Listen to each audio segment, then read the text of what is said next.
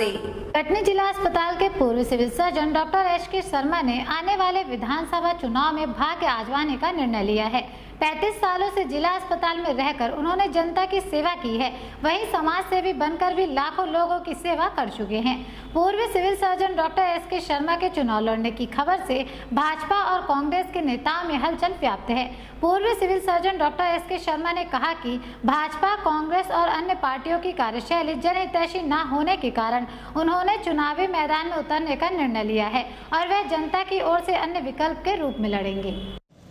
ये देखिए, ऐसा है कि क्योंकि चिकित्सा क्षेत्र भी एक प्रकार की सेवा ही है और सेवानिवृत्ति के बाद मुझे लग रहा था कि मैं और भी कुछ कर सकता हूँ, तो इसलिए समाज सेवा के रूप में मुझे जो चुनाव आ रहे हैं विधानसभा के, उसमें वैसे ही एक अंदर से प्रेरणा हुई कि इसमें प्रयास करके देखूं।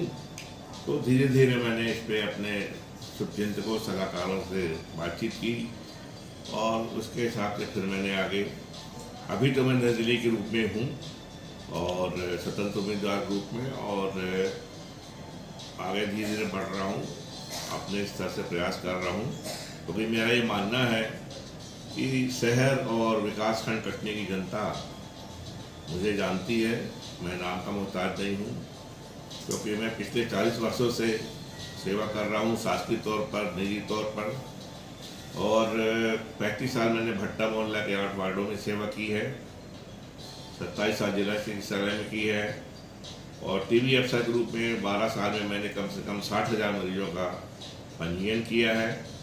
इसके अलावा पुरानी बस्ती क्षेत्र में भी 23 साल से बैठा हूँ, धनवारा में रहा हूँ जो कटनी विकासखंड का अस्पताल है, बड़ेरा में रहा हूँ। इस तरीके से मेरा ये मानना है कि विधानसभा क्षेत्र में मेरा परिचय तो है और अभी मैं स्वतंत्र उम्मीदवार के रूप में हूँ, और जैसे जैसे आगे समय आएगा, जैसे परिस्थितियाँ कैसे आती हैं, कोई पार्टी यदि ऑफर करती है तो मैं उसमें विचार करूँगा। आपने अभी तक किसी राजनीतिक दल से संपर्क किया क्या?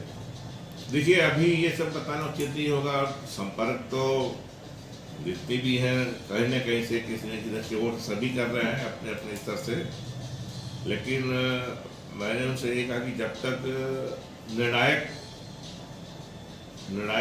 टिकट का नहीं होगा तब तक ऐसे चर्चा या बात करने या मिलने से कोई वो नहीं है, ताकि क्योंकि मैं फिर एक पार्टी से बंधना नहीं चाहता हूँ, मैं अपने खुद के निर्णय चाहता हूँ।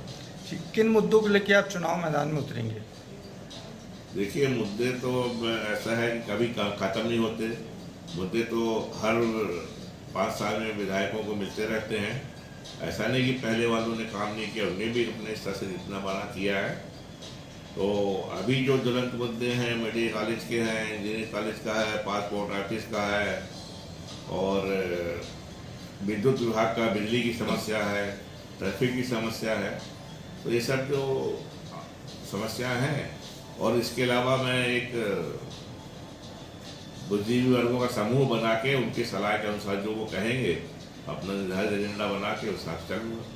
यदि किसी राजनीतिक दल से आपको प्रस्ताव आता है तो क्या आप उसको ज्वाइन करेंगे क्या? जैसा मैंने कहा कि यदि प्रस्ताव आएगा तो विचार करूँगा, और ऐसा बिल्कुल भी नहीं कि मैं, लेकिन आने वाला समय ही बताएगा। और अभी तो निर्दलीय के रूप में चल रहा हूँ, यदि कोई ऑफर आता है तो जरूर विचार करूँगा। तो आपने मतलब इसकी तैयारियां शुरू कर दी है चुनाव की? हाँ, मैंने अपने स्तर से, जो कि मेरा जनसंपर्क है, मैं तो बैठे बैठे ही काफ़ी कुछ संपर्क कर लिया हूँ अंदरूनी तौर पे, और अच्छा मुझे प्रतिक्रिया मिल रही है। आपको कितना विश्वास है कि मतलब इस चुनाव में आप को सफलता मिल सकती है? देखिए, यदि जान पहचान से वोट मिलते होते तो उसमें तो फिर कोई डाउट नहीं है जहाँ तक जीतने की बात है, लेकिन ऐसा कुछ नहीं है। ये जो जनता है वो देखती है, सरकार देखती है, सब कुछ देखती है।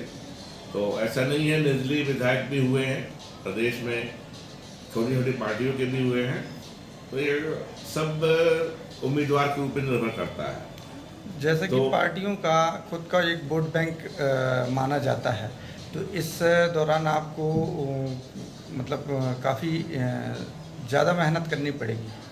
वही चीज़ है कि जब तक हम अपने आप को 50% तक नहीं पहुंचाएंगे तब तक तो मेहनत है।